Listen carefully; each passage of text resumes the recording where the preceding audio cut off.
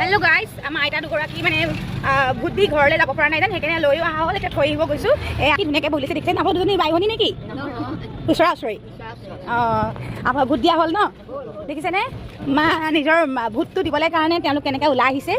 সকলো ওলাই আহিব তেনেকৈ নিজৰ অধিকাৰটো নিজে ভূতটো নিজে দি ল'ব, হয়নে? তাকে গৈ আছোঁ মই থ'বলৈ কাৰণে তেওঁলোকক যেন ভালকৈ থৈ আহোঁগৈ, দুখ চুখ নোপোৱাকৈ। তাকে দেখালোঁ আৰু দেই। তাকে আজি ডিউটি সেয়াই কৰি আছোঁ। মানে কোনোবা বয়সস্থ মানুহ, কোনোবা গা ভাল নাইকিয়া, তেওঁলোকক ধৰি উঠুৱাই নমা কৰিছোঁ। সৰু সুৰা কাম এটা লাগি ভাগি দিছোঁ আৰু ভাল লাগে। মানে কাম সৰু ডাঙৰ বুলিবলৈ নাইকিয়া, চব কামেই। আৰু মই এনেকৈ সহায় কৰি ভাল পাওঁ। আইতাগৰাকী ঘৰটো কোনডোখৰত চকুৰে মনিব পৰা নাই, ক'ৰবাত বেলেগ জেগালৈ গুচি গৈছিলে। আকৌ দোকানত সুধি তাৰপিছত নমাইছিল ন। অঁ ঠিক আছে, ধৰকচোন দাদা। সুধি আইতাকেইগৰাকীক থ'বলৈ আহিছোঁ। ঘৰটো পাহৰি গ'ল। কোনডোখৰত? আগলৈ ব'ল চাগে।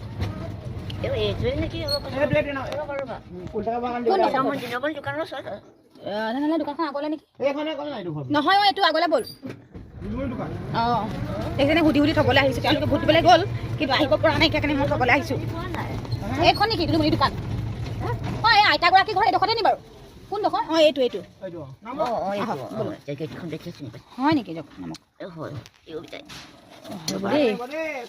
নমাই থৈ যাওঁ ৰ'বা। অঁ চাব দেই, লাহে লাহে বোলক। অলপ ভৰাই থৈ যাওঁ ন ভিতৰত। অঁ বান্দৰটো চব কেনেকৈ গৈছে দেখিছেনে? পাৰিব যাবলৈ? ৰ'ব ককাই আহিলে দেই আইতা। যাব দিয়ক।